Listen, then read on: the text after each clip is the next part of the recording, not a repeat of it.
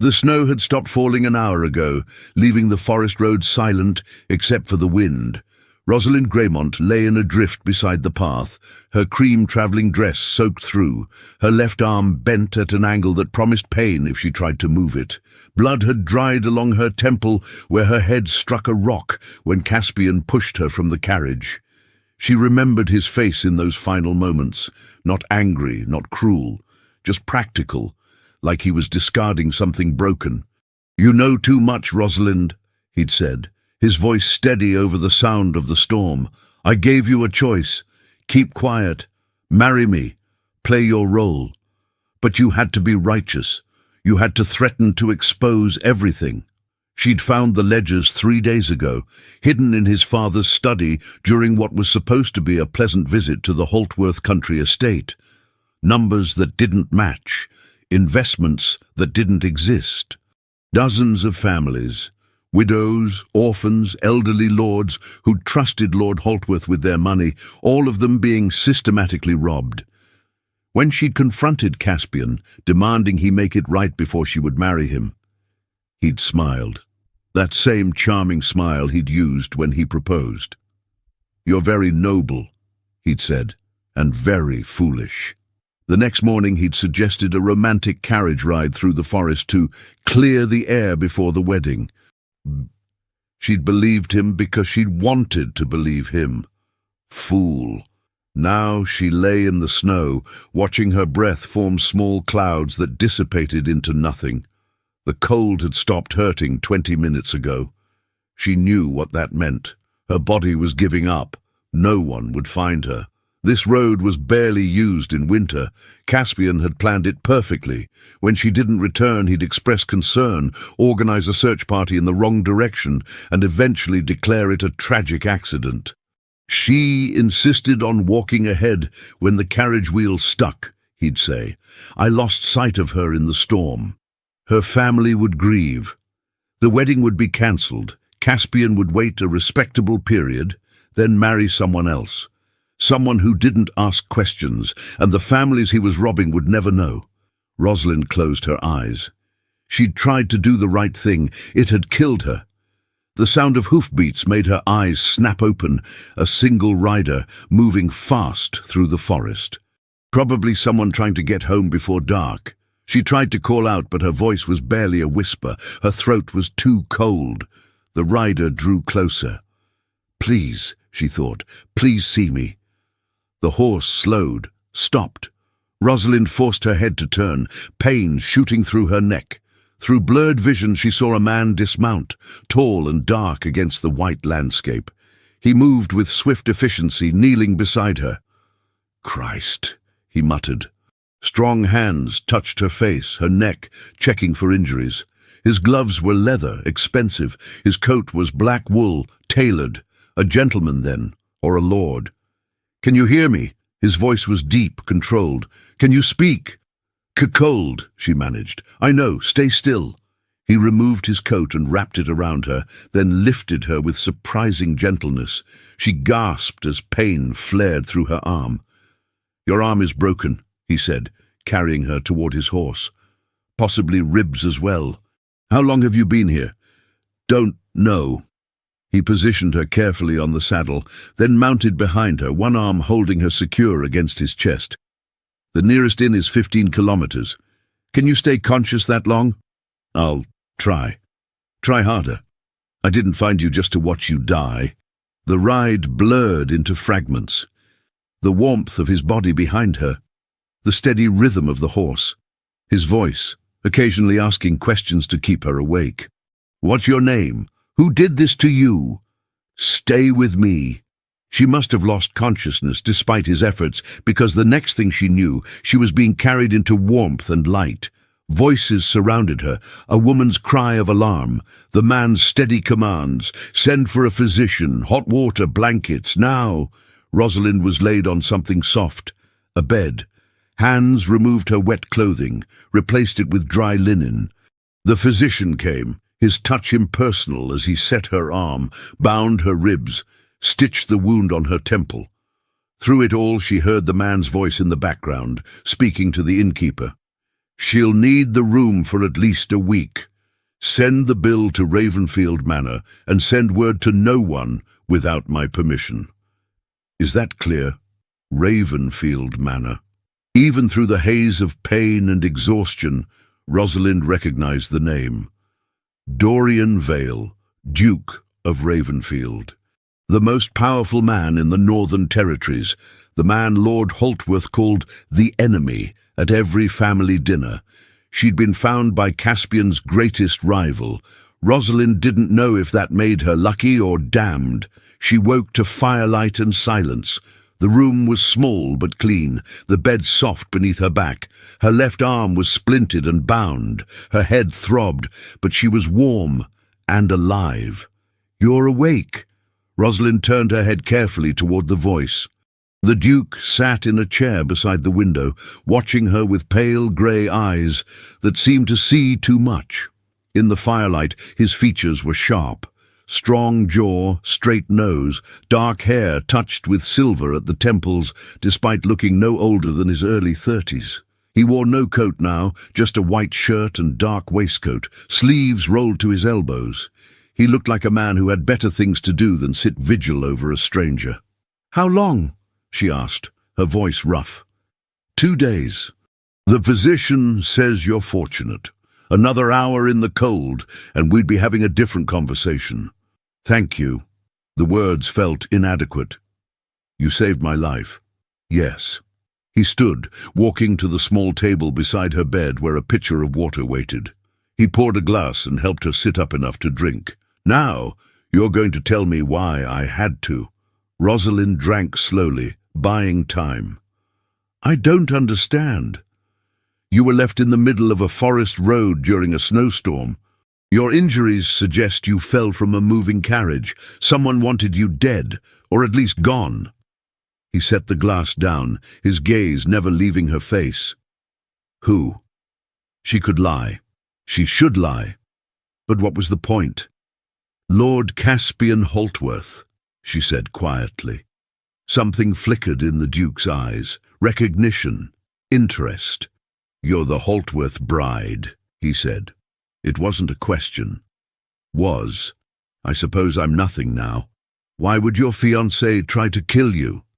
Rosalind looked at the fire. "Because I found proof that his family has been embezzling from their investors for years. Widows' pensions, trust funds, everything. When I told him I couldn't marry him unless he made it right, he decided I was a problem that needed to disappear.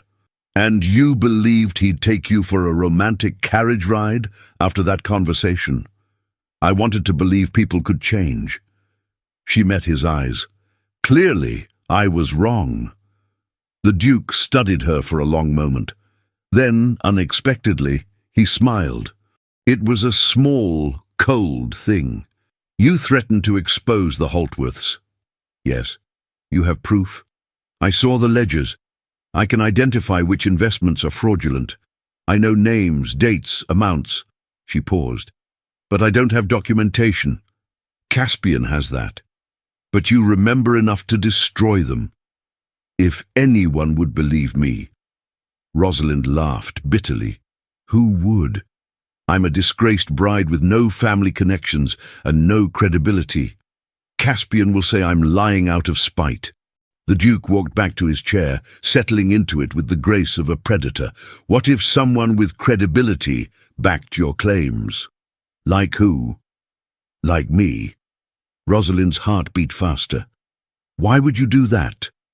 "Because I've been trying to destroy the Holtworths for 20 years. They've blocked every reform I've proposed, undermined every alliance I've built, and personally cost me more than you can imagine." His voice was quiet, controlled, and utterly certain. "You have information I need, and you need protection they can't penetrate." "What are you suggesting?" Dorian Vale leaned forward, his elbows on his knees. "Marry me instead?" The room seemed to tilt. "You can't be serious." "I'm always serious about strategy. You marry me, you become a duchess, untouchable. Under my protection, Caspian can't reach you. You help me build a case against his family. Testimony, details, everything you remember. We destroy them together. That's insane. That's practical. He stood. You have no family who can shelter you. If you try to go home, Caspian will find a way to finish what he started. If you try to disappear, you'll spend your life looking over your shoulder.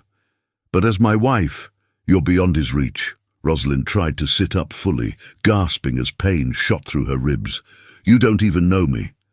I know enough. You chose conscience over safety. You threatened a powerful family because it was right. You survived being left to die. He walked to the window, looking out at the snow-covered landscape. I've spent years playing politics with these people. You took action. I respect that. But you don't love me. No, and you don't love me. This isn't about romance, Miss Graymont. It's about survival and strategy. He glanced back at her. I'll have papers drawn up. You'll have your own rooms in Ravenfield Manor. We'll maintain separate lives. In public, we'll play the role of a respectable marriage. In private, we'll work to dismantle the Holtworths piece by piece, and if I refuse, then I'll pay for your recovery here and leave you to your fate. But know this, Caspian believes you're dead. The moment you surface anywhere, that changes. He'll come for you, and next time I won't be there to find you. The fire crackled in the silence. Rosalind thought of Caspian's face as he pushed her from the carriage. The cold, the certainty that she would die alone. She thought of the families being robbed, the widows losing everything, the children who'd inherit nothing because of Holtworth greed, and she thought of the man standing by the window, offering her a devil's bargain wrapped in protection. If I do this, she said slowly, I want your word that you'll pursue justice for the families they've harmed. Not just revenge, justice. Dorian turned to face her fully. You're negotiating terms while lying in a sickbed with broken bones. Those are my terms. Something that might have been respect crossed his face. Agreed. Justice, not just revenge.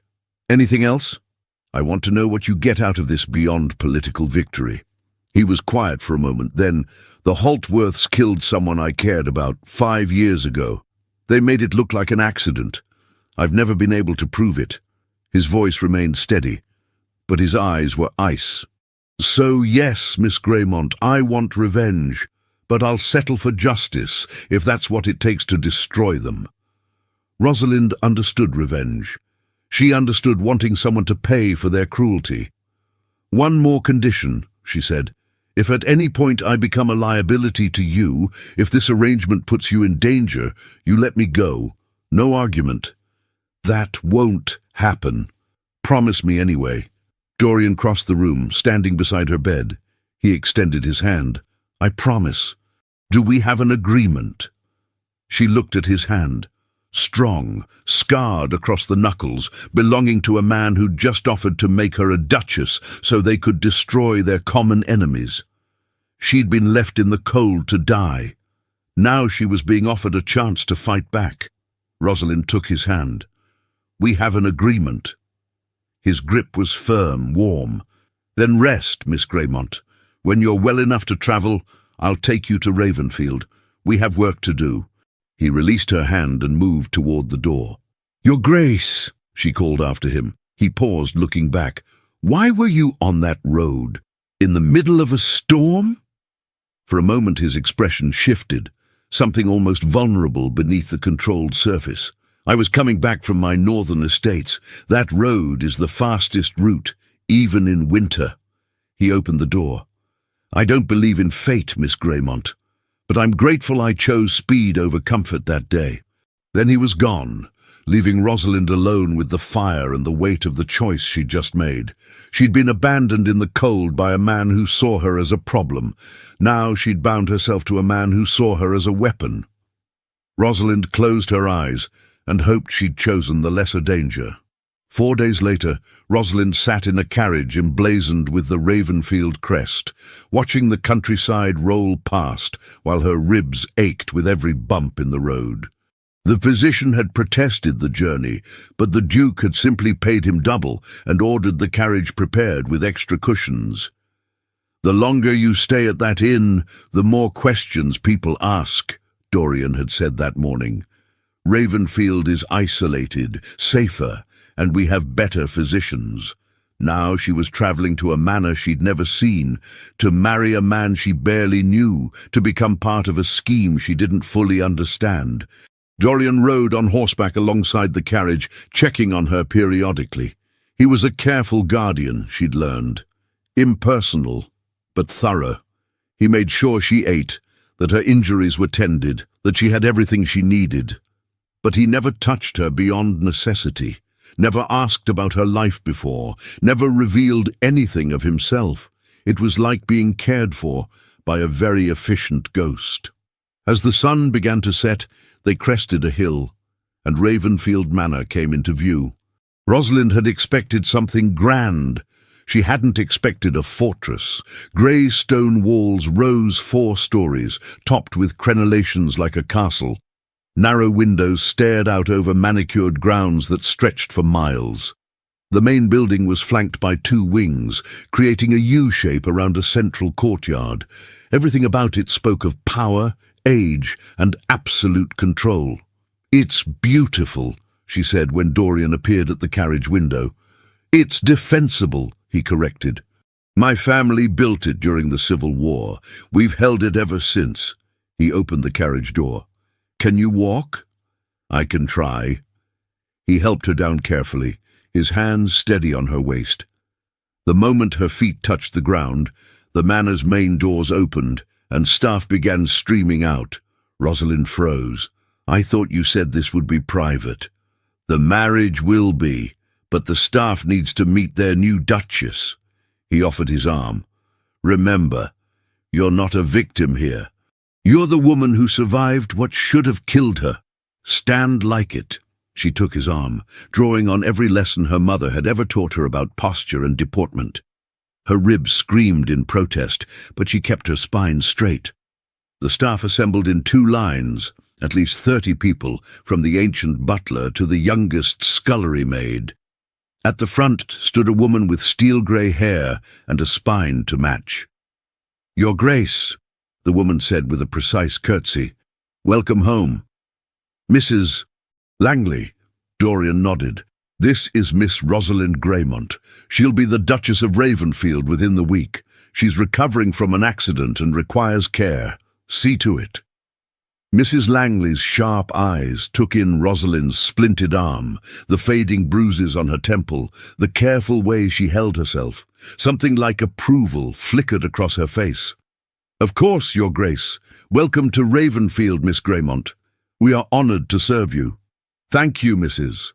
Langley," Rosalind said, keeping her voice steady despite the pain. "I look forward to learning from you all." It was a simple response, but Mrs. Langley's expression softened slightly. "Your rooms have been prepared in the East Wing. If you need anything, I am at your disposal." Dorian released Rosalind's arm. "Mrs. Langley will show you to your quarters. Rest tonight. Tomorrow we'll discuss arrangements."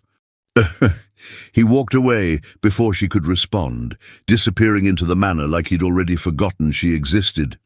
Mrs. Langley cleared her throat. "This way, miss." The manor's interior matched its exterior, all stone and dark wood, with tapestries depicting battle scenes and portraits of stern-faced ancestors. Mrs. Langley led Rosalind through corridors that seemed to go on forever, up a grand staircase, and finally into the East Wing. "The Duke keeps to the West Wing," Mrs. Langley explained. "You'll find him in the library most evenings, or in his study during the day. He values privacy." "And what does he value in a duchess?" Rosalind asked. Mrs. Langley paused, her hand on a door handle. "Honestly, I don't know. We've never had one before." She opened the door. "These are your rooms. I hope they suit." The suite was larger than Rosalind's entire childhood home. A sitting room with a fireplace, a bedroom with a 4-poster bed, a dressing room with empty wardrobes, and a private bathing room with a copper tub. "It's overwhelming," Rosalind admitted. "You'll adjust. Most do." Mrs. Langley moved to the fireplace, stoking it to life. "The Duke has ordered a seamstress to call tomorrow. You'll need appropriate gowns. He's also arranged for tutors, etiquette, dance, household management. You have 6 weeks before your first public appearance." 6 weeks to become a duchess? 6 weeks to look like one. Being one takes longer. Mrs. Langley straightened. "But if I may speak frankly, miss, please. The Duke doesn't make careless decisions. If he brought you here, he believes you can do this. Don't prove him wrong." After Mrs. Langley left, Rosalind sank onto the edge of the bed, finally allowing herself to feel the full weight of exhaustion. Her arm throbbed. Her ribs ached. Her head pounded. But she was alive. And she'd made a bargain that would either save her or destroy her. Through the window, she could see the forest in the distance, dark trees against a darkening sky. Somewhere out there was the road where she'd nearly died, the spot where Caspian had left her. He thought she was dead. Good. Let him think that while she learned to become something he couldn't touch. A knock at the door startled her. "Come in." A young maid entered carrying a tray. "Mrs. Langley sent dinner, miss. And the Duke asked me to give you this." She handed Rosalind a small leather-bound book. "What is it?" "His instructions, miss. He said you should read it tonight." The maid left. Rosalind opened the book, finding pages filled with precise, angular handwriting. "Miss Greymont, you'll find the next 6 weeks challenging. I'm not a patient teacher and I have high expectations, but I believe you're capable of meeting them. These pages contain everything you need to know about Ravenfield, its history, its politics, and the role you'll play. Study them. Your survival depends on understanding this world. We'll dine together each evening at 8. Be punctual. We'll use that time to discuss your progress and coordinate our strategy against the Holtworths. Remember our agreement. You help me destroy them. I keep you safe. Everything else is negotiable." Vale Rosalind closed the book and looked at the dinner tray. Cold roast chicken, bread, cheese. Simple food, but more than adequate. She ate mechanically, her mind already racing through the implications of what she'd agreed to. She'd been left in the cold to die by a man who'd pretended to love her. Now she'd bound herself to a man who'd never pretended anything. Somehow, that felt like the more honest danger. The next 3 weeks passed in a blur of lessons and bruises. The tutors Dorian hired were thorough and merciless. Rosalind learned which fork to use for fish, how to curtsy to varying ranks of nobility, which topics were acceptable in polite conversation, and which would end her career before it began. She learned that Ravenfield Manor had been in the Vale family for 400 years, that Dorian's grandfather had been a war hero, that his father had died when Dorian was 19, leaving him to manage estates, investments, and political alliances most men didn't master until middle age. She learned that Dorian woke at dawn, worked until midnight, and never seemed to sleep, that he hated small talk but excelled at strategic conversation, that he remembered everything anyone ever told him and used that information like currency, and she learned that he was absolutely ruthlessly focused on destroying the Holtworths. "Tell me again about the Ledgers," he said one evening over dinner. They sat at opposite ends of a table built for 20, the distance between them symbolic. Rosalind set down her fork. "Lord Holtworth's study, 3rd shelf behind a copy of Principles of Political Economy, red leather binding, 3 volumes. What was the largest embezzlement you saw?" "Lady Thornbury's late husband's trust, £50,000, supposed to be invested in textile manufacturing. Instead, it was diverted to cover the Holtworth family's personal debts." Dorian made a note in the small book he always carried. "Lady Thornbury has influence with the Queen. If we can prove that theft, it starts to build momentum. How do we prove anything without the ledgers? We find other evidence, bank records, witnesses, patterns of behavior." He looked up. "And we get you in front of people who matter.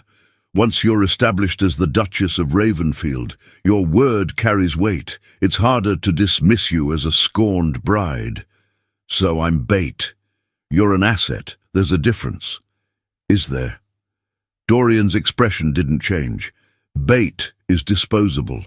Assets are protected. Which do you think I'd fight for? It wasn't a declaration of affection, but it was, in its way, a promise.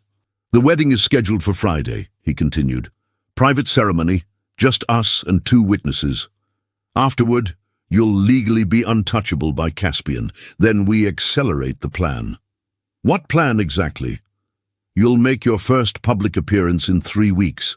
Lady Pemberton's weekend house party. It's the most exclusive social event of the season.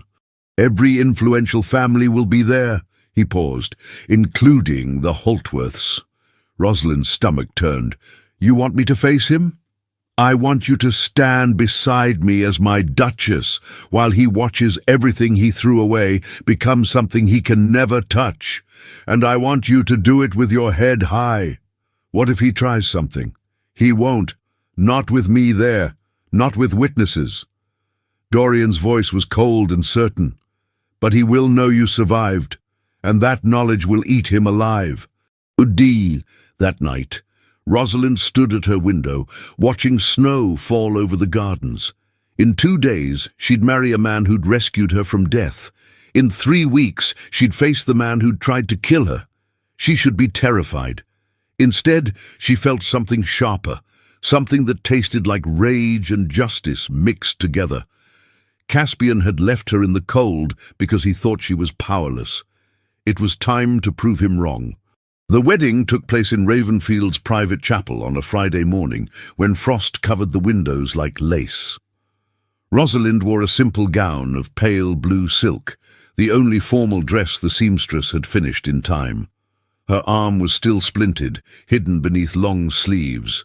Dorian stood at the altar in formal black, his expression unreadable. The vicar looked uncomfortable, clearly aware this was not a love match. The ceremony was brief, traditional vows spoken without emotion, rings exchanged with efficiency. When the vicar pronounced them married, Dorian didn't kiss her. He simply offered his hand, and she took it. The Duchess of Ravenfield, the vicar said, and Rosalind felt the weight of the title settle over her like armor. They signed the marriage registry in silence. Mrs. Langley and the butler witnessed, then quietly left. It's done, Dorian said, releasing her hand. You're safe now. Legally, financially, socially, Caspian can't reach you. Thank you. Don't thank me. We both got what we needed. He adjusted his cuffs, preparing to leave. The staff will celebrate tonight. Traditional for a ducal wedding. You should make an appearance. And you? I have work. He paused at the chapel door. You did well today. You looked exactly like a duchess should. It wasn't a compliment about her appearance. It was approval of her performance. Somehow, that meant more. That evening, Rosalind attended the servants' celebration in the Great Hall. Mrs. Langley had helped her dress in a deep green gown that made her feel almost beautiful despite the splint. The staff toasted her health, wished her happiness, and welcomed her to Ravenfield with genuine warmth.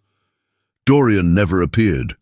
Rosalind found him later in the library, surrounded by papers and ledgers. He looked up when she entered, raising an eyebrow. Shouldn't you be celebrating? He asked. I wanted to thank you. Properly. For everything. You already did. I mean it. She stepped closer. You saved my life. You gave me protection.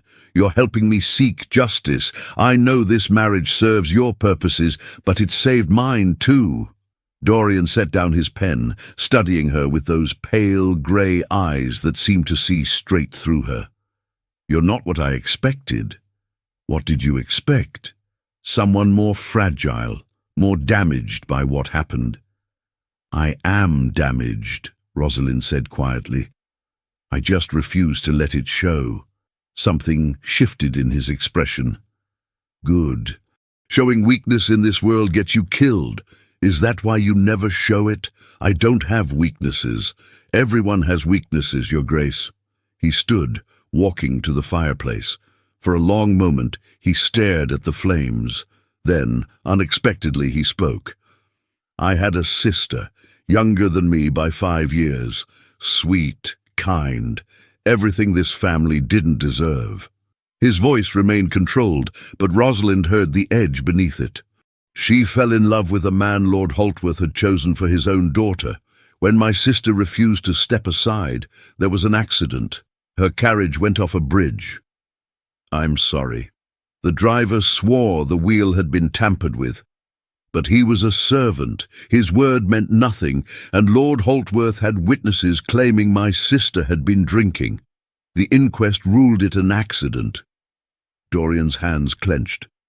"I've spent 5 years gathering proof. I've never found enough." But you never stopped trying." "No, and I never will."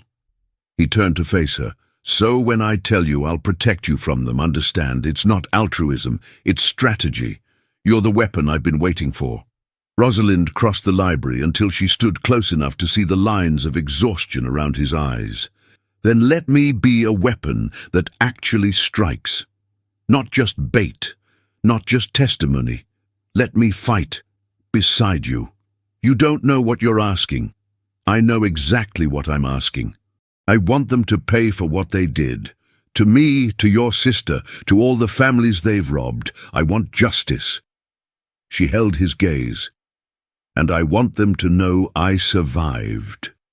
Dorian studied her for a long moment. Then, slowly, he nodded. "All right, we'll do this together. But you follow my lead. No impulsive actions, no confrontations without strategy. Agreed?" "Agreed." He extended his hand. "Then, welcome to the war, Duchess." She shook it, feeling the calluses on his palm, the strength in his grip. "Thank you for letting me fight." "Don't thank me yet. War isn't clean, and the Holtworths won't go down easily." That night, alone in her rooms, Rosalind stood at the window watching the moon rise over Ravenfield's gardens. She touched the ring on her finger, heavy gold with the Vale family crest. She was the Duchess of Ravenfield now, protected, armed, ready. Somewhere in London, Caspian believed she was dead, rotting in some forgotten corner of the forest, buried by snow. Soon he'd learn the truth. The woman he'd left in the cold hadn't died. She'd become something far more dangerous. 3 days later, Rosalind stood in Ravenfield's drawing room, listening to Mrs. Langley explain the intricacies of seating arrangements for formal dinners, when a messenger arrived from London. "Your Grace," the young man said breathlessly to Dorian. "Urgent news from Lord Pemberton." Dorian opened the letter, his expression unchanging as he read. Then he looked at Rosalind. "Lady Pemberton has extended an invitation to her weekend house party. It's in 10 days, not 3 weeks as I'd planned." He handed her the letter. "The Holtworths will be there. This is happening sooner than expected." Rosalind read the elegant script. "The Duke and Duchess of Ravenfield are cordially invited to Ashcombe Hall for a weekend celebration of the season." Her hands trembled slightly. 10 days, 10 days until she faced Caspian. "I'm not ready," she admitted. "You're ready enough. Your arm has healed. The tutors say you've mastered the essentials. And more importantly, you're angry." Dorian crossed to her. "That anger will carry you through. Use it. What if I freeze? What if I can't do this? Then you remember what he did to you. You remember that he left you in the cold to die. And you walk into that house party as living proof that he failed." Mrs. Langley stepped forward. "If I may, Your Grace, perhaps the Duchess needs practice, a rehearsal of sorts." Dorian nodded slowly. "Agreed. We'll host a small dinner here, 3 days from now. I'll invite people who matter, minor nobility, a few political allies. You'll practice being the Duchess of Ravenfield in a controlled environment." Rosalind's stomach churned. "And if I fail at that?" "You won't. Because failure isn't an option anymore." He turned to Mrs. Langley. "Arrange it. 6 guests, formal dinner. all the traditional protocols. The next 3 days were a controlled nightmare. Rosalind practiced conversation, memorized names and titles, learned which topics were safe and which would end her credibility. The seamstress delivered 3 new gowns, each more elaborate than the last. The night of the dinner, Rosalind stood in her dressing room studying her reflection.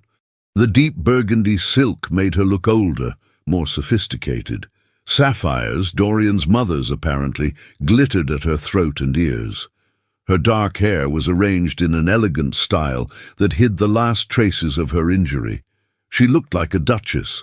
She didn't feel like one. A knock at the door. "Come in!" Dorian entered, dressed in formal black and white. He stopped when he saw her, something flickering across his face too quickly to identify. "You look appropriate," he said finally. "Is that a compliment? It's an assessment. Are you ready?" "No, but I'll do it anyway." He offered his arm. "That's all I ask." The guests were already assembled in the drawing room when they descended the grand staircase together. Rosalind recognized them from her studies. Lord and Lady Ashford, close political allies of Dorian's. Lord Thornton, a widower with influence in banking. Lady Grantham, an older woman known for her sharp wit and sharper judgment. And Sir Edmund Price, a barrister with connections to Parliament. "The Duke and Duchess of Ravenfield," the butler announced. All eyes turned to Rosalind. She felt their assessment like physical weight, searching for flaws, measuring her worthiness, judging whether she belonged.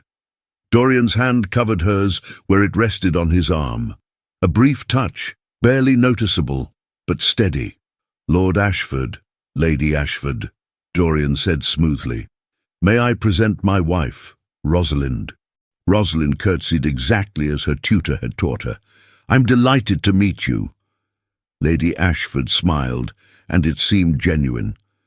"And we you, Your Grace. Ravenfield has been without a duchess far too long." Dinner was a carefully orchestrated dance. Rosalind remembered which fork to use, which topics to pursue, how to deflect questions about her family without seeming evasive. She laughed at Lord Thornton's jokes, complimented Lady Grantham's brooch, and engaged Sir Edmund in discussion about legal reforms for widows' rights, a topic she actually cared about. Dorian watched from the head of the table, his expression neutral. But when Lady Ashford mentioned the embezzlement scandals plaguing London's investment houses, Rosalind saw him lean forward slightly. "It's unconscionable," Lady Ashford was saying. "These families trust their savings to supposedly reputable men, and they're systematically robbed." "My late husband's estate was managed by such an investment house," Lady Grantham added. "I've often wondered if the returns were as honest as claimed." Rosalind saw her opening. "Forgive me, but which house managed your husband's estate?" "Holtworth and Associates. Do you know it?" The room went silent. Every eye turned to Rosalind. She met Lady Grantham's gaze. "I know it well. And if I were you, I'd demand a full audit of your account." "Why would you suggest that?" Dorian's voice cut through the tension. "My wife has reason to believe the Holtworths may not be as trustworthy as their reputation suggests." "What kind of reason?" Lord Thornton asked. Rosalind chose her words carefully. "I was briefly acquainted with their family practices. What I observed troubled me. Investments that existed only on paper, returns that seemed manufactured. I can't prove anything definitively, but I would never trust them with my own funds." "That's quite an accusation," Sir Edmund said, "even implied. It's an observation based on personal experience. Nothing more." Lady Grantham set down her wineglass with a sharp click. "I think I will demand that audit. Thank you, Your Grace." The conversation shifted, but Rosalind felt the shift in the room. She'd planted seeds, small ones, but seeds nonetheless. After the guests departed, Dorian found her in the library, nursing a glass of sherry. "You did well tonight," he said. "I felt like I was walking on glass." "You were, and you didn't break." He poured himself whiskey. "Lady Grantham will order that audit. When she finds discrepancies, and she'll talk. The rumors will spread. Is that enough? It's a start. Reputations crumble from small cracks. He sat across from her. You planted the first crack tonight. Rosalind studied him. You arranged this, didn't you? You invited Lady Grantham specifically because you knew she'd invested with them. I arrange everything. That's how I win. And what happens when we actually face them? At Lady Pemberton's party, Dorian's expression hardened. We make them bleed. The week before the house party passed in a storm of preparation. More lessons, more rehearsals, more strategic planning. Dorian drilled her on every name she'd encounter, every potential conversation, every possible trap. Caspian will try to discredit you, he said during one of their evening sessions. He'll suggest you're mentally unstable, that the accident damaged your mind, that you're making wild accusations for attention. How do I counter that? By being calmer than he is, more rational, more credible. Let him get angry. You stay composed. The night before they were scheduled to leave for Ashcombe Hall, Rosalind couldn't sleep. She kept seeing Caspian's face as he pushed her from the carriage, kept feeling the cold, the certainty that she would die. Around midnight she gave up and went down to the library, seeking distraction in books. She found Dorian there, standing at the window with a glass of whiskey, staring out at the gardens. Couldn't sleep? He asked without turning. No. You? I don't sleep much. He glanced at her. Nervous about tomorrow. Terrified. Good. Fear keeps you sharp. He turned to face her fully. Rosalind, I need you to understand something. What we're doing is dangerous. The Holtworths won't take our accusations lightly. They'll fight back. Hard. I know. And they'll target you, because you're the weakness they think I have. Are you? Do you have that weakness? Dorian was quiet for a moment. Then, I'm starting to. The admission hung between them like the snow that had fallen the night he found her. Rosalind crossed the library until she stood close enough to see the exhaustion in his eyes. For what it's worth, I'm grateful you found me that night.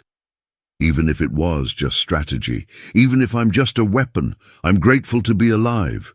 You're not just a weapon. His voice was rough. Not anymore. Then what am I?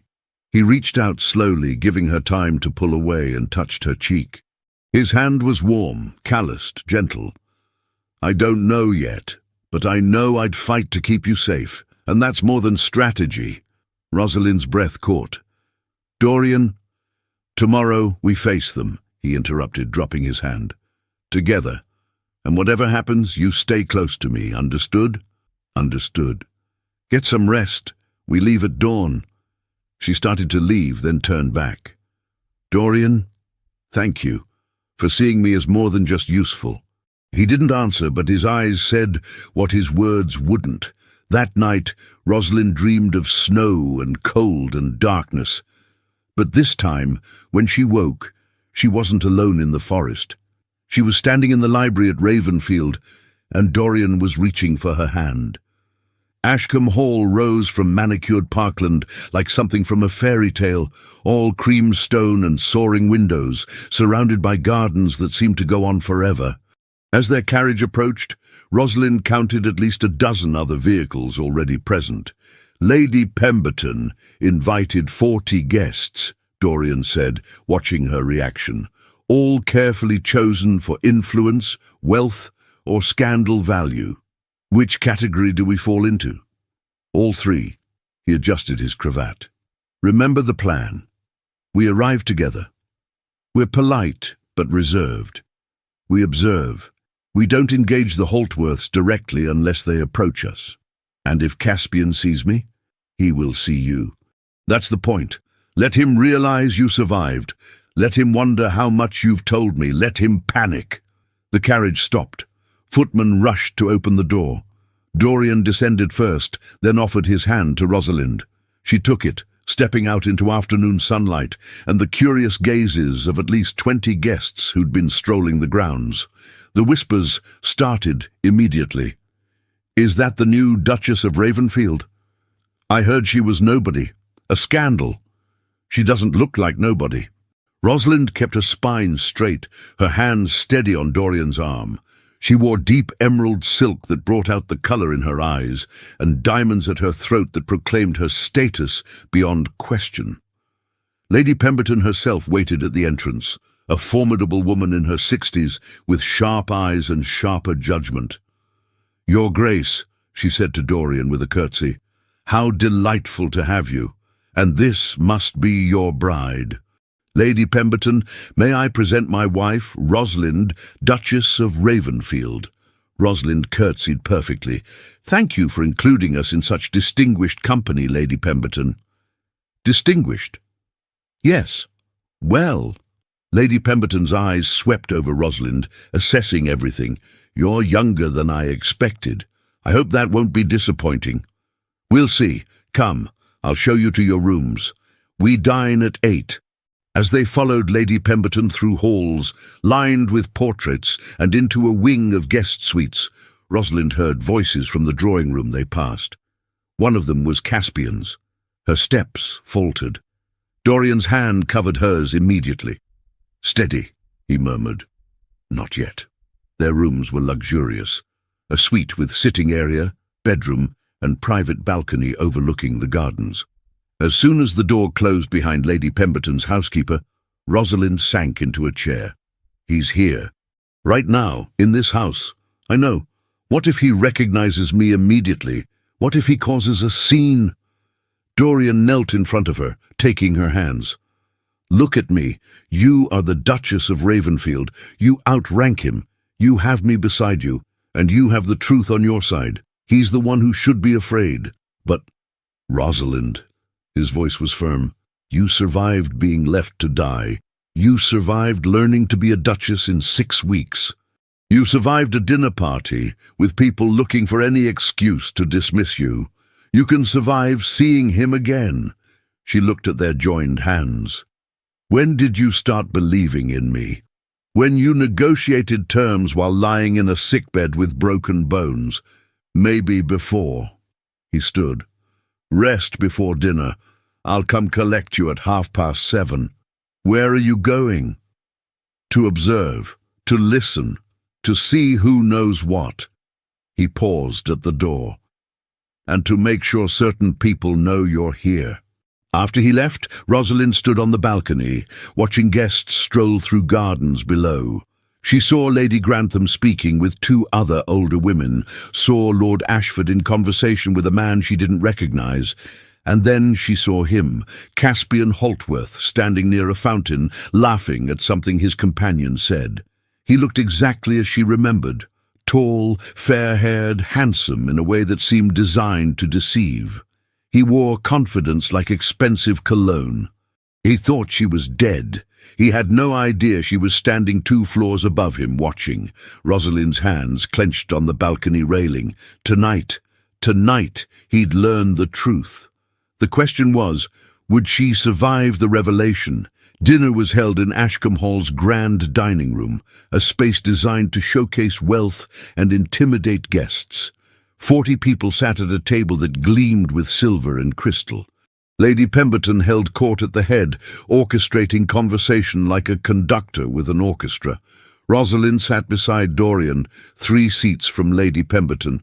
Across from her sat Lady Ashford. Down the table she could see Caspian and his parents, Lord and Lady Holtworth, looking every inch the respectable aristocrats they pretended to be. Caspian hadn't seen her yet.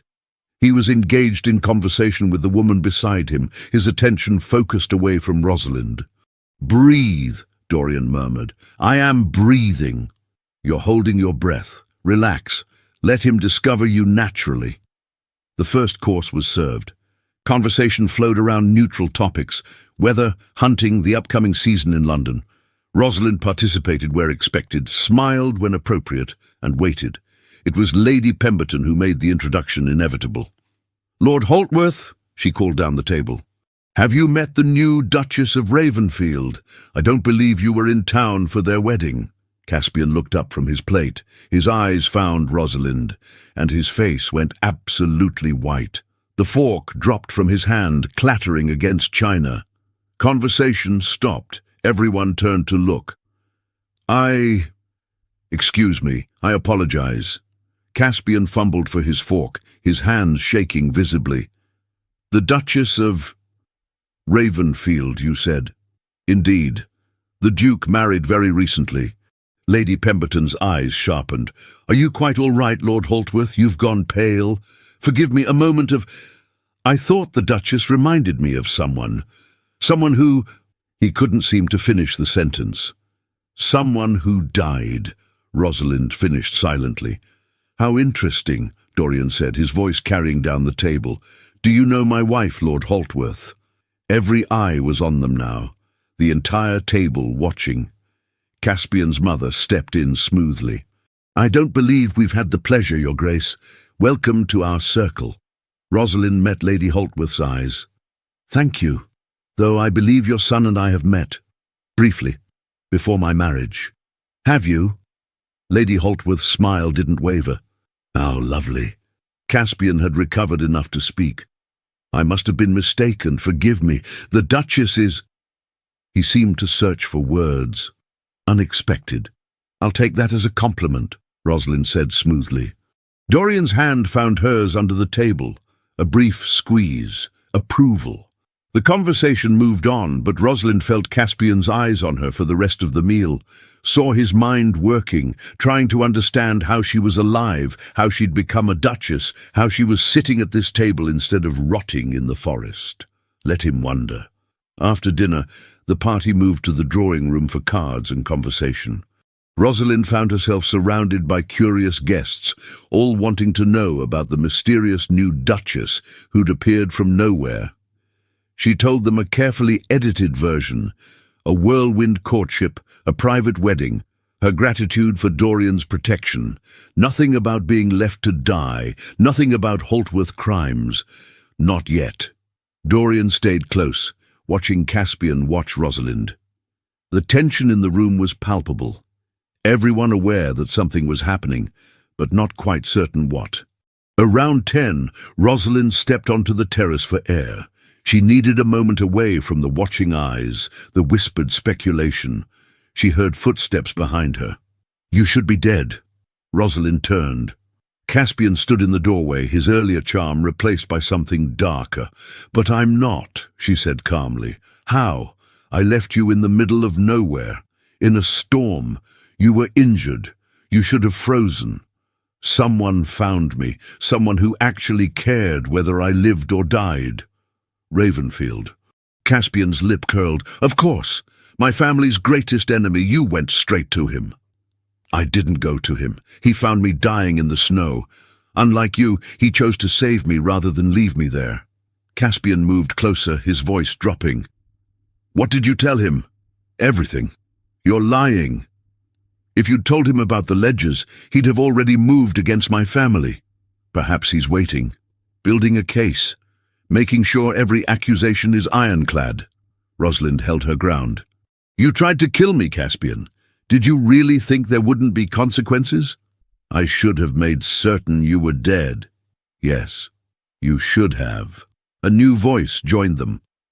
Dorian stepped onto the terrace, his presence immediately protective.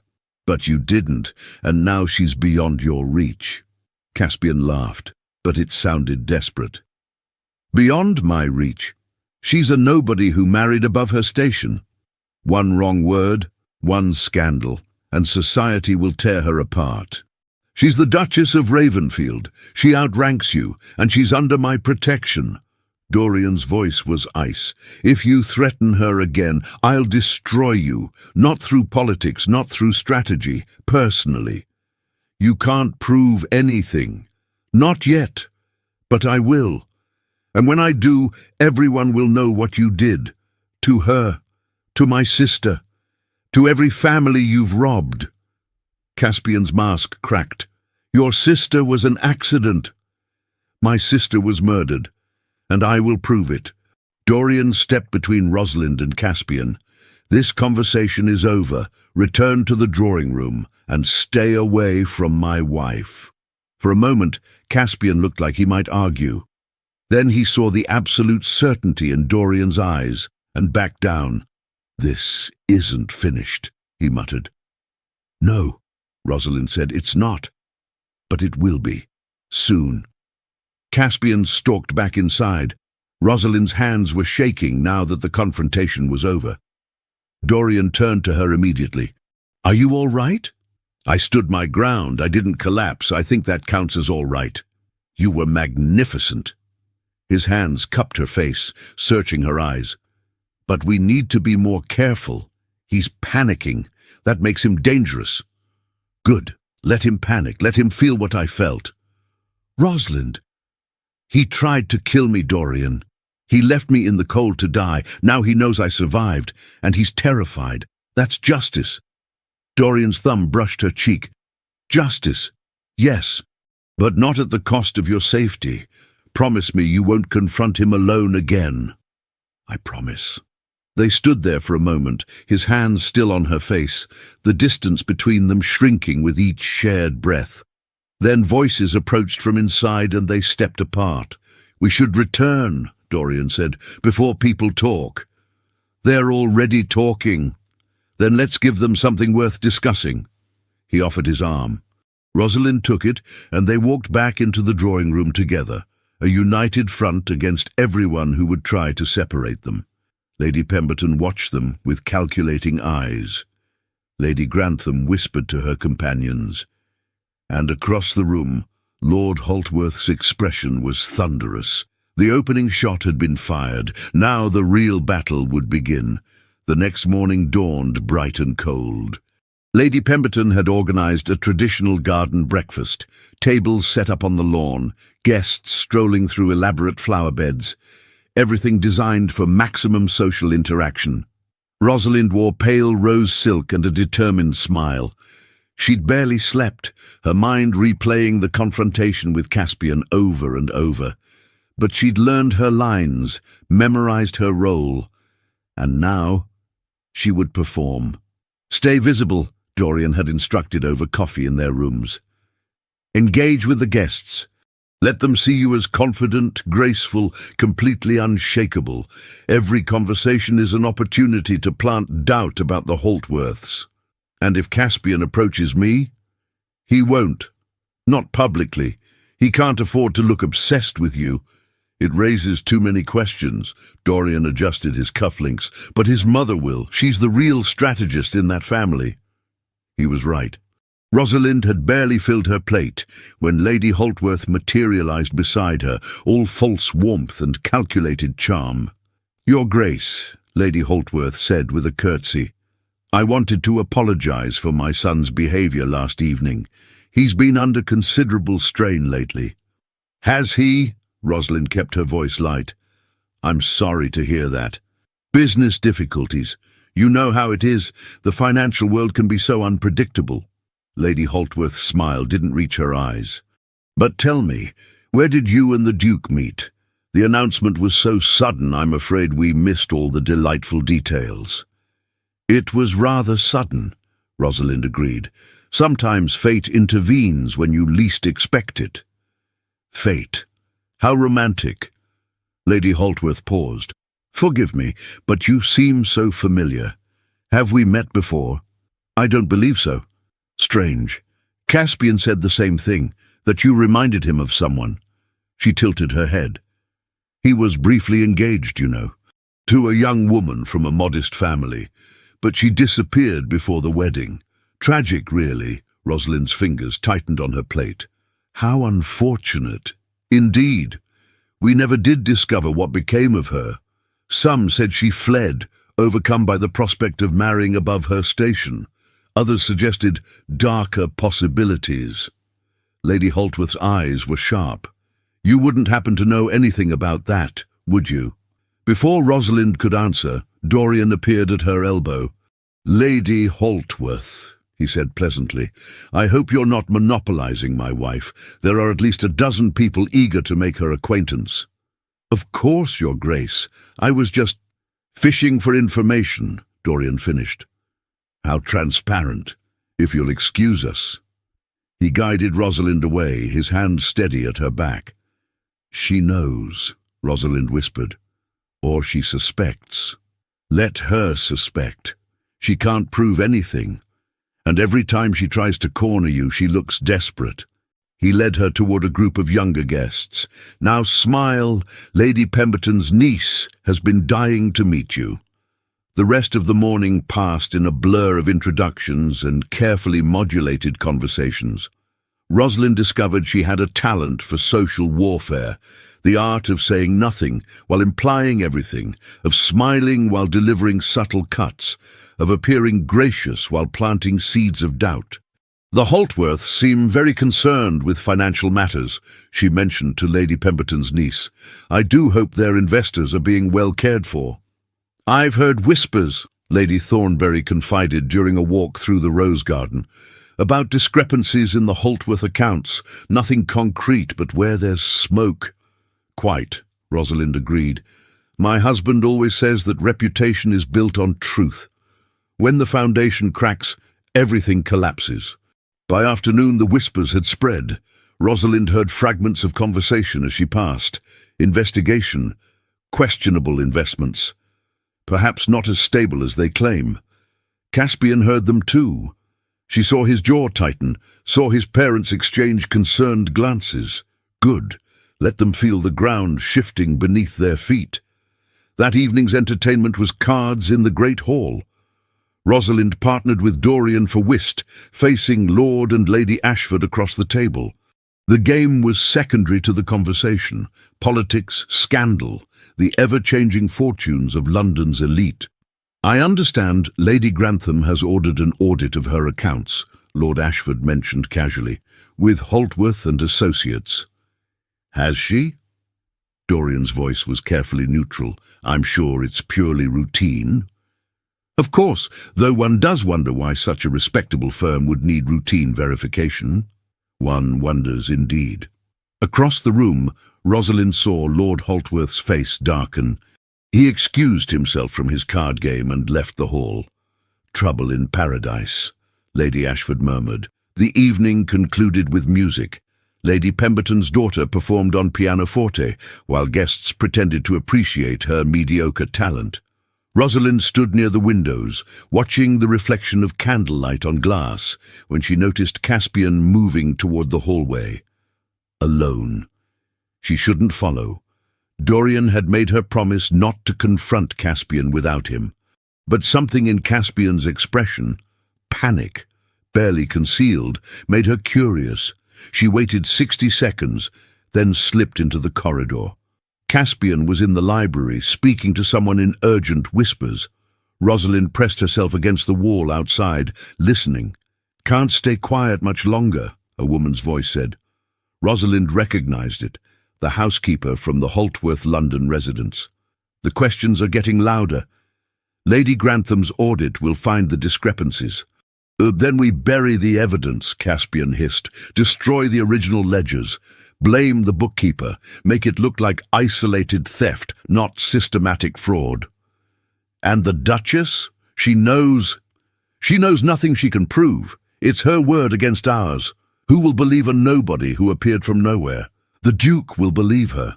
The Duke is blinded by sentiment. He thinks he's protecting her. But if she becomes a liability to him, if associating with her damages his reputation, he'll cut her loose. They all do eventually. Rosalind's nails bit into her palms. What about the sister? The housekeeper asked. Rosalind went cold. What sister? The Duchess has a younger sister, 15, living with impoverished parents in Hampshire, very vulnerable, very accessible. No, Caspian said, but he sounded uncertain. If something were to happen, not fatal, just frightening, the Duchess might reconsider her allegations, especially if she understood that her cooperation would ensure her family's safety. That's blackmail. That's strategy. Your father taught you better than this, Caspian. Eliminate threats, protect the family name, do what must be done. Rosalind had heard enough. She turned to leave, to find Dorian, to warn him, and walked straight into Lady Holtworth. "Eavesdropping, Your Grace?" Lady Holtworth's voice was silk over steel. How terribly unbecoming. "I was looking for the powder room. In the library corridor? How unfortunate." Lady Holtworth's eyes narrowed. "Whatever you think you heard, I'd advise you to forget it. Making accusations without proof is dangerous, especially when one's own family is so exposed." "Is that a threat?" "It's advice, from someone who knows how this world works." She stepped closer. "You're playing a game you don't understand, my dear. The Duke may protect you now, but the moment you become more trouble than you're worth, he'll discard you, just like Caspian did." "I'm nothing like I was with Caspian." "No, you're worse. You've developed delusions of power." Lady Holtworth's smile was cruel. "But you're still the same frightened girl he threw away. And deep down, you know it." Footsteps approached. Dorian appeared at the end of the corridor, his expression thunderous. "Is there a problem?" he asked, his voice dangerously quiet. Lady Holtworth smoothed her skirts. "Not at all, Your Grace. The Duchess and I were just having a friendly chat. Wasn't that right, my dear?"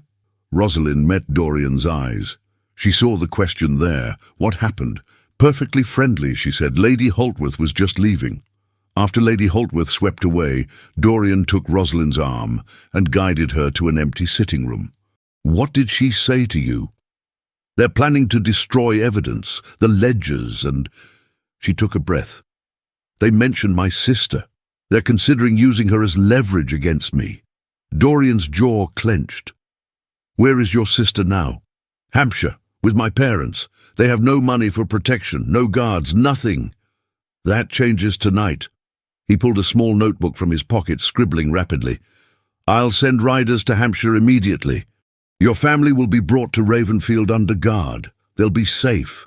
That will take days. What if I have people in Hampshire, former soldiers, loyal and discreet? They'll reach your family by tomorrow evening." He looked up. "Trust me. I do trust you. That's what terrifies me." Something softened in his expression. "Why does that terrify you?" "Because I've spent my whole life being used by people who claimed to care. My parents used me to settle debts. Caspian used me to access my family's connections. Even you. You married me because I was useful." She looked away. "How do I know when someone actually cares versus when they're just maintaining a valuable asset?" Dorian was quiet for a long moment. Then he crossed to her, tilting her chin up until she had to meet his eyes. "The difference," he said quietly, "is that I would burn every strategic advantage I have if it meant keeping you safe. That's not asset management. That's something I didn't plan for and don't quite know how to handle. Dorian, I'm not good with sentiment.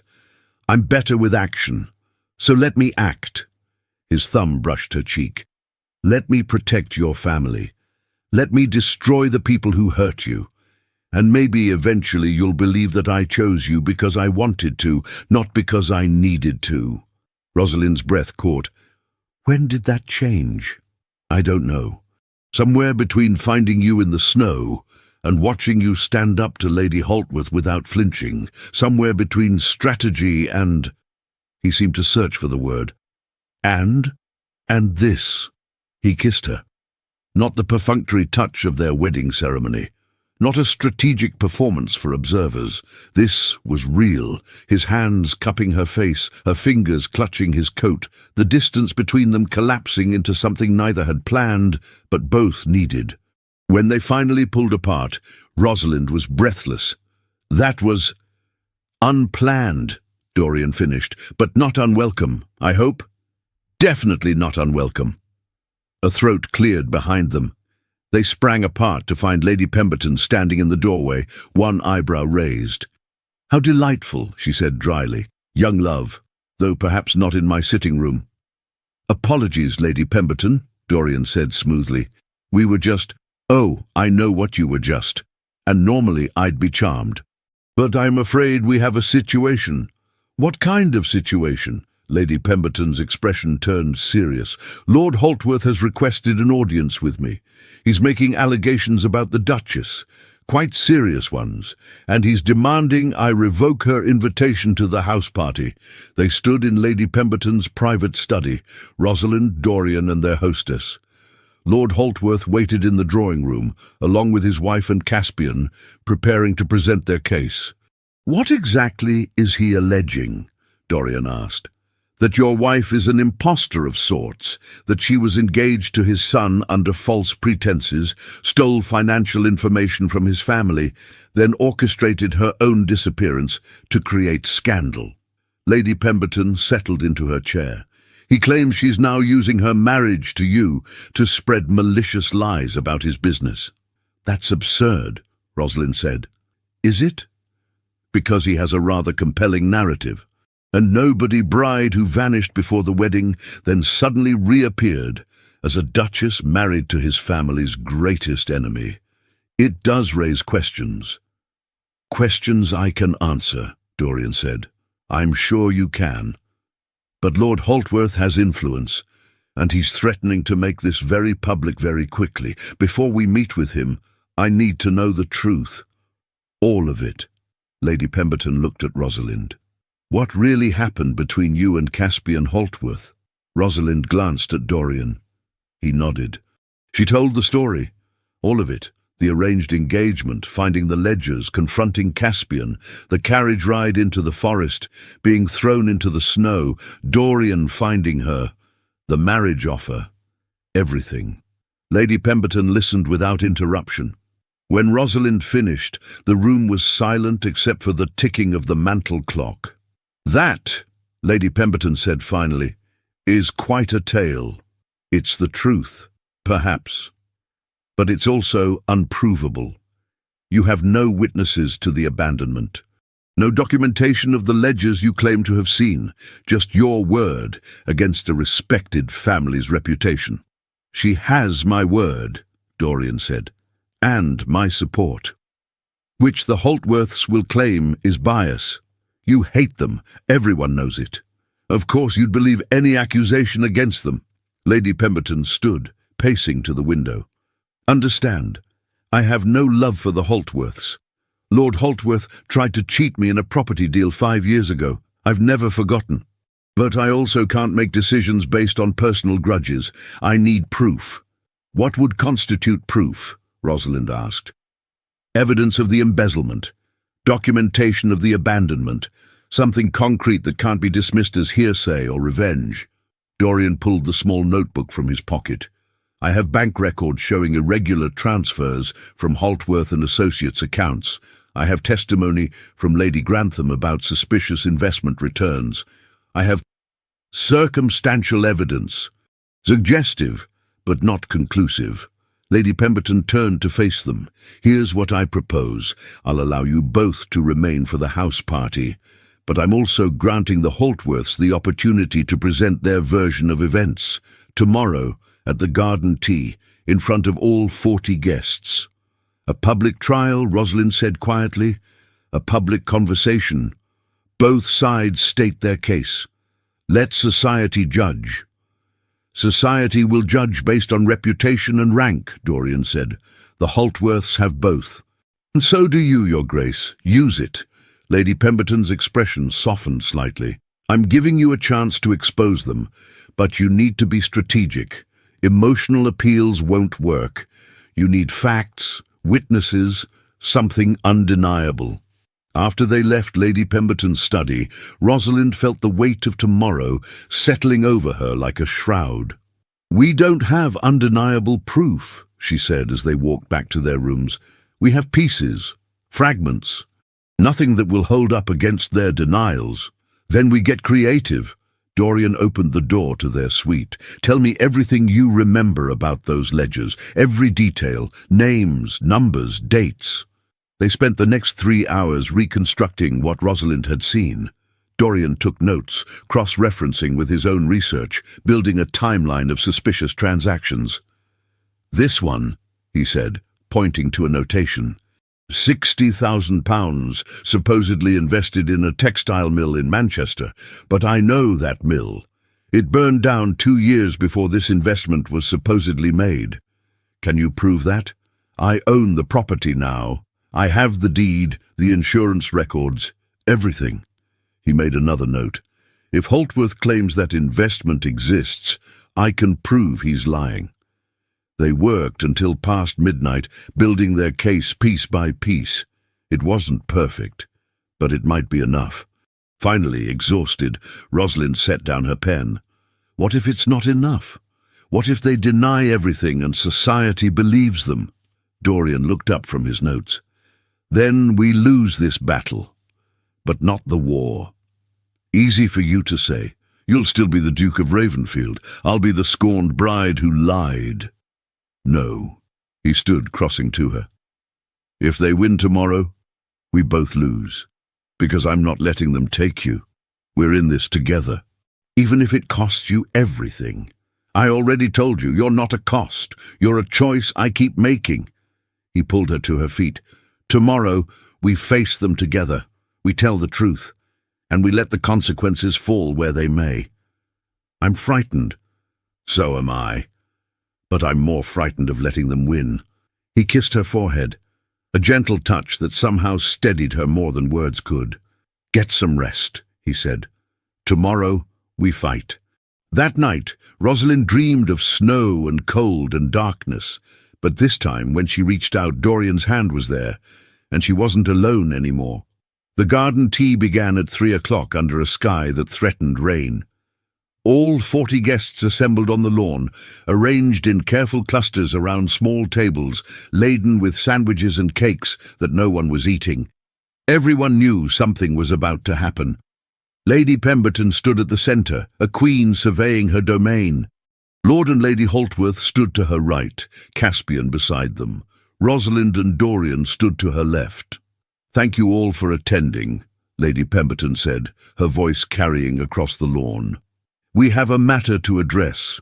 Lord Holtworth has raised concerns about the Duchess of Ravenfield. Serious concerns. I've decided that rather than allowing rumours to fester, we should address them openly." Murmurs rippled through the crowd. "Lord Holtworth, you have the floor." Lord Holtworth stepped forward, every inch the wronged patriarch. "Thank you, Lady Pemberton. It pains me to raise this issue, but duty demands it. The woman you know as the Duchess of Ravenfield was, until recently, engaged to my son. She had access to my private papers, my business affairs, my family's confidence, and she betrayed that trust. That's not—" Rosalind started. Dorian's hand on her arm stopped her. "Let him finish. Let him commit to his lies." Lord Holtworth continued. "She stole confidential financial information. When confronted, she fled rather than face the consequences of her actions. My son was devastated. We searched for her, fearing the worst. And then, mysteriously, she reappeared, married to my family's greatest political rival." He turned to face the crowd directly. "I submit that this marriage is a sham. A calculated move to damage my family's reputation using lies and stolen information. The Duke may be infatuated, but he's been deceived." The crowd erupted in whispers. "Do you have evidence of this theft?" Lady Pemberton asked. "I have the testimony of my household staff. I have records showing she had unauthorized access to my study, and I have the timing. She disappears, then reappears as a duchess making wild accusations. The pattern is clear." "Wild accusations," Dorian said quietly. "Such as?" "That my business practices are fraudulent. That I've embezzled from investors. Complete fantasy designed to destroy my reputation." "Is it?" Dorian stepped forward. "Because I've been investigating your business practices, Lord Holtworth, and I've found some interesting discrepancies. Based on information stolen by your wife, based on public records, bank transactions, investment registries." Dorian pulled papers from his coat. "For instance, this investment in a Manchester textile mill, £60,000, supposedly invested 3 years ago. Would you like to explain how you invested in a mill that had burned down 2 years prior? Lord Holtworth's expression flickered. There must be an error in the records. Or an error in your ledgers. Which is it? This is precisely the kind of manipulation I'm talking about. Taking legitimate clerical errors and twisting them into fraud. One error is clerical. 37 errors suggest a pattern. Dorian's voice was cold and precise. I have documentation of 37 investments that either don't exist, are misrepresented, or show returns that are mathematically impossible. Would you like to explain them all as clerical errors? The crowd was silent now, hanging on every word. Lady Holtworth stepped forward. This is slander. You have no proof of wrongdoing, only suspicion and spite. I have testimony, Rosalind said, finding her voice, from people you've defrauded. From malcontents and gossips, Lady Holtworth shot back. No one will believe. I believe her, a new voice called out. Lady Grantham stepped forward, her face set with determination. I received the results of my audit yesterday. The investment returns Holtworth and Associates reported to me were falsified, 30% higher than what actually existed. When I confronted them, they blamed bookkeeping mistakes. But those mistakes have been happening for years. Lady Grantham, Lord Holtworth said, his voice strained, surely we can discuss this privately. No. I'm tired of private discussions where you make excuses and promise corrections that never come. She turned to the crowd. How many others here have invested with Holtworth and Associates? How many have verified their returns recently? Several hands raised uncertainly. I suggest you do so. Immediately. Lady Grantham's voice was steel. Because I suspect you'll find the same discrepancies I did. Lord Thornton stepped forward next. I've had concerns for months about irregular reporting. I dismissed them as paranoia. But now... This is ridiculous, Caspian burst out. You're all being manipulated by a vengeful woman with an agenda. Then let's talk about that woman, Dorian said quietly. Tell them what you did to her, Lord Caspian. Tell them why she disappeared. Caspian's face went white. I did nothing. She fled. You threw her from a moving carriage in the middle of a snowstorm and left her to die. Gasps erupted from the crowd. That's insane. Caspian looked to his parents for support. She's clearly unstable, making wild claims. I found her, Dorian said, his voice carrying, half frozen in the snow with broken bones and a head injury. She told me who did it, and every detail she provided matched the evidence, the location, the timing, the injuries. There's no proof of any of this.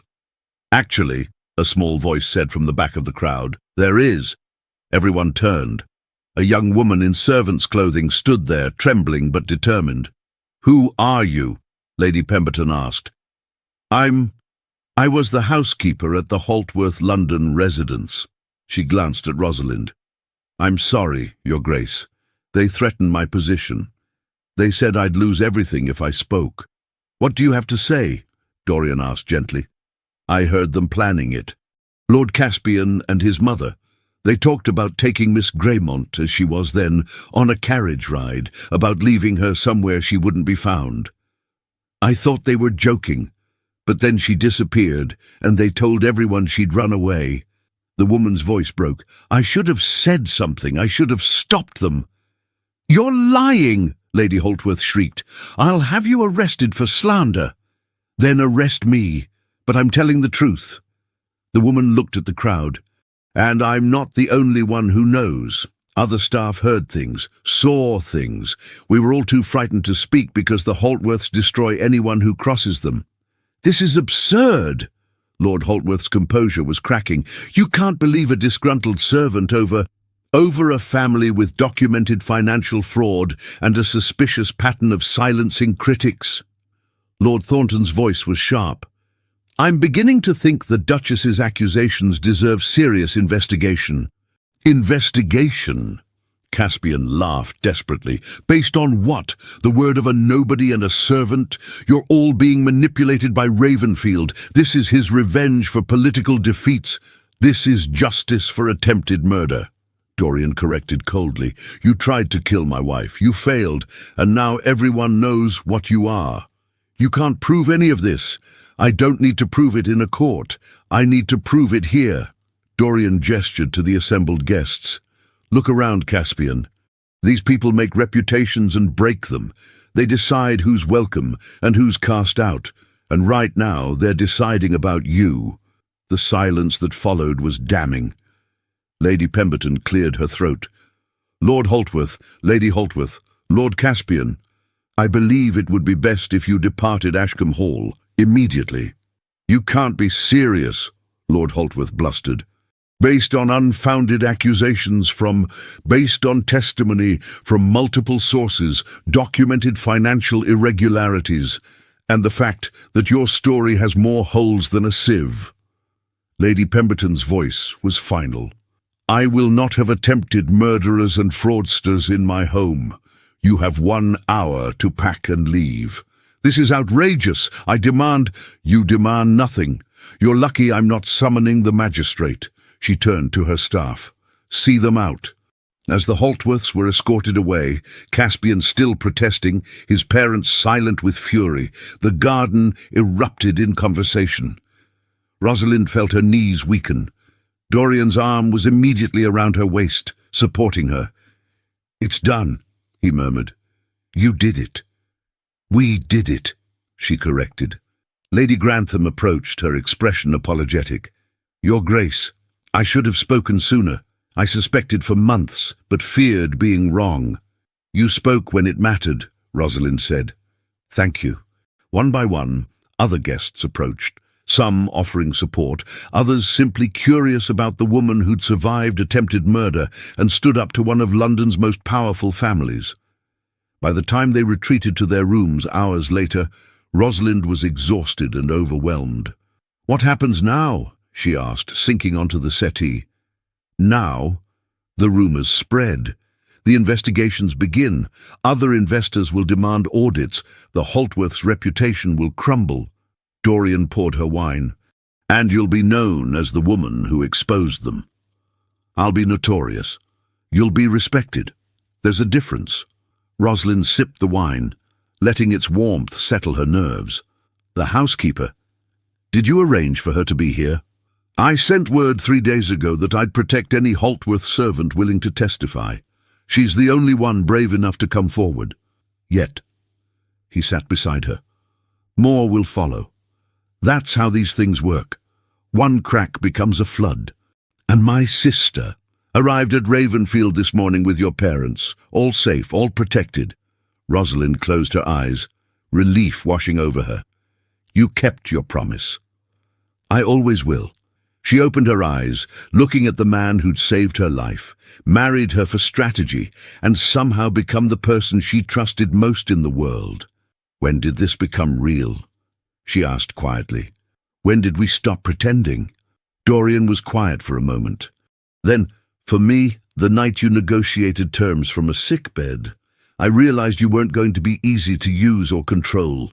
You were going to be a partner, and I'd never had one of those before. And for me, Rosalind thought back, the first time you held me after a nightmare, believed you. Are you safe with me? Yes, though perhaps not in the way you meant. She set down her wineglass. I'm not safe from feeling things I didn't plan, from trusting someone I shouldn't, from falling for the man who was supposed to be strategy. Dorian's breath caught. Rosalind, I know this wasn't supposed to be real. I know we married for practical reasons, but somewhere between then and now, it became real for me. And I needed you to know that before we go back to Ravenfield and pretend to be a normal Duke and Duchess with a normal marriage. He cupped her face in his hands. There's nothing normal about us. And I don't want there to be. What do you want? This, you, every complicated, unpredictable, extraordinary moment. He kissed her softly. I found you in the cold, but you brought me back to life. Dorian, I love you, he said simply. I didn't plan to, but I do, and I'm not taking it back. Rosalind felt tears prick her eyes. You're supposed to be cold and strategic. I am. Loving you is the most strategic thing I've ever done. He smiled. You make me better, stronger, more human. How could I not love that? She kissed him then, pouring everything she felt into the connection, gratitude and trust, and the terrifying vulnerability of being completely seen. When they finally pulled apart, breathless and laughing, Rosalind realized something. She'd been left in the cold to die by a man who'd pretended to love her, but she'd been found by a man who'd taught her what real love looked like, messy and strategic, and absolutely worth fighting for. 3 months later, Rosalind stood in the great hall of Ravenfield Manor, watching winter sunlight stream through the tall windows. The room had been transformed, no longer a cold space of portraits and history, but a warm gathering place, filled with life. 15 women sat at tables scattered throughout the hall, learning skills that would help them find employment. Sewing, accounting, reading, writing. Women who'd been abandoned, abused, or left with nothing, just like Rosalind had been. She called it the Ravenfield Women's Refuge. Dorian called it her army. Mrs. Langley approached with a ledger. 3 more applications this week, Your Grace. Word is spreading. Can we accommodate them? The East Wing has space for at least 10 more, and His Grace has already approved the renovations. Rosalind smiled. Dorian had opposed the refuge initially, concerned about security, about Rosalind making herself a target. But he'd come around when he realized how important it was to her. Now he funded it completely, asked for no recognition, and personally interviewed every man who came near the property. Your Grace, one of the women called. There's a visitor for you. Rosalind turned to see a young woman in the doorway, maybe 19, well-dressed, but with eyes that carried too much knowledge. Lady Caroline Holtworth, the woman said with a curtsy. Caspian's cousin. May I speak with you? Rosalind gestured to a private corner. Of course. Once they were seated, Caroline spoke quickly. I know you have no reason to trust me, but I needed to tell you. Caspian is in debtor's prison. His parents fled to the continent. The authorities are still searching for them. I heard. What you didn't hear is that there were others, besides you. Caroline's voice trembled. Other women he courted, defrauded, discarded. I found letters, testimonies my uncle had paid people to hide. Caspian has been doing this for years. Rosalind felt ice in her veins. How many? At least 7 that I've found, maybe more. Caroline pulled papers from her reticule. I've been gathering evidence, trying to find these women to help them, but most are too frightened or ashamed to come forward. Why bring this to me? Because you weren't afraid. You fought back, and I thought... Caroline looked around the refuge. I thought you might help them too. Rosalind took the papers, scanning names and stories that echoed her own. Women courted and betrayed, abandoned when they became inconvenient, left with nothing. I'll help them, she said, all of them. Thank you. I know my family destroyed your life. They tried to. They failed. Rosalind stood. And now we'll make sure they can't destroy anyone else's. After Caroline left, Dorian found Rosalind in the library, surrounded by the papers Caroline had provided. More victims, she said without preamble. At least 7 women, maybe more. He read over her shoulder, his expression darkening. He was systematic about it. They all are. Men like him see women as disposable. She looked up at Dorian. I want to find them, help them, give them the same chance you gave me.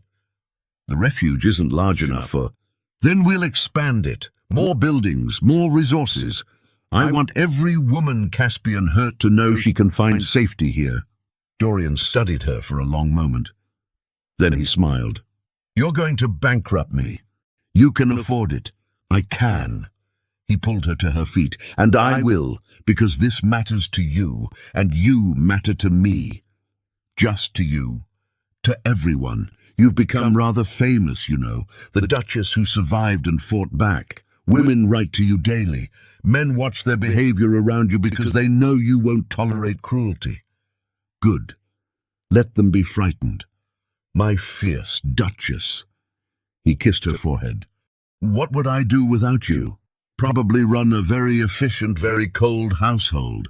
Probably. Thank God you ruined that plan. That evening they hosted a small dinner. Nothing formal, just close friends. Lord and Lady Ashford, Lady Grantham, Lord Thornton, Sir Edmund Price, and Rosalind's sister Charlotte, who'd blossomed under Ravenfield's protection.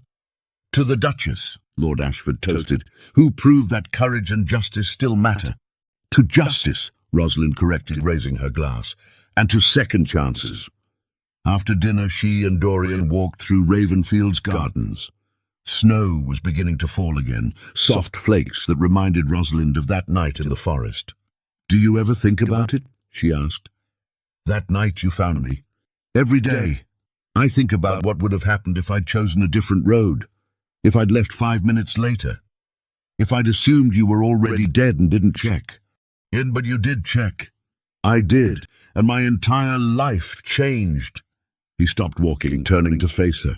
I was half alive before you, going through motions, playing games, never feeling anything real. And now I feel everything. It's terrifying and wonderful, and I wouldn't change a single moment.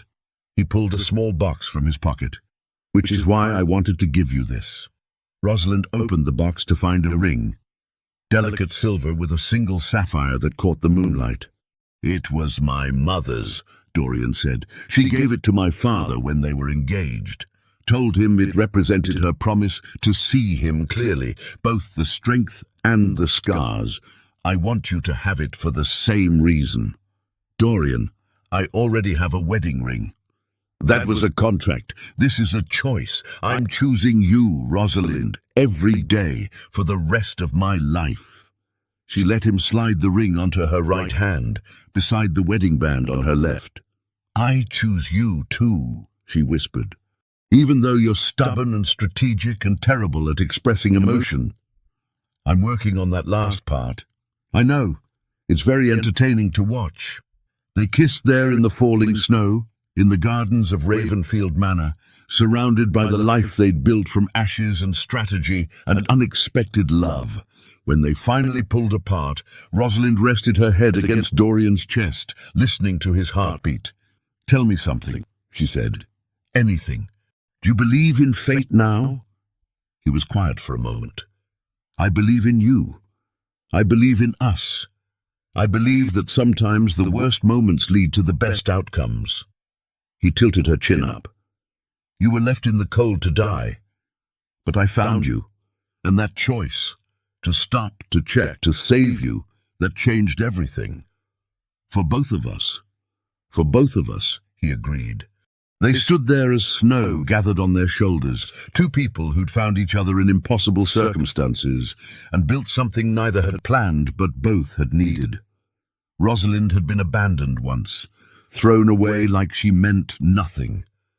But Dorian had found her, had chosen her, had loved her when she'd stopped believing love existed, and together they'd proven that the coldest nights could lead to the warmest futures, if you were brave enough to survive them.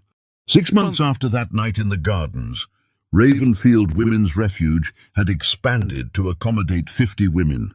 The Holtworth financial empire had collapsed completely, with Lord Holtworth and his wife arrested in France and extradited to face trial.